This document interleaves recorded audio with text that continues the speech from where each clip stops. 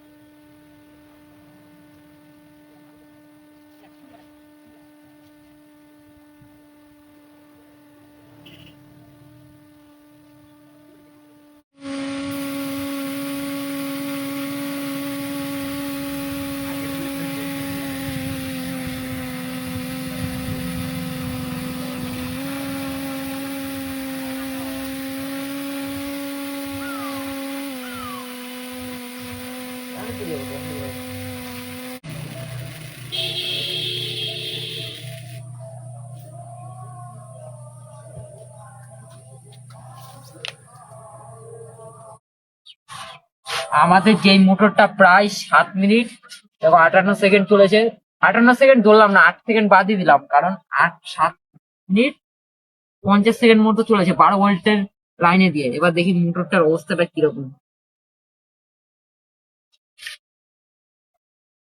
মোটরটা প্রচুর পরিমাণে গরম হয়ে গেছে, দেখো।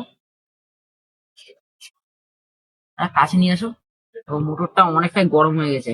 এর উপরে দেখি একটু জল ঢেলে দেখি।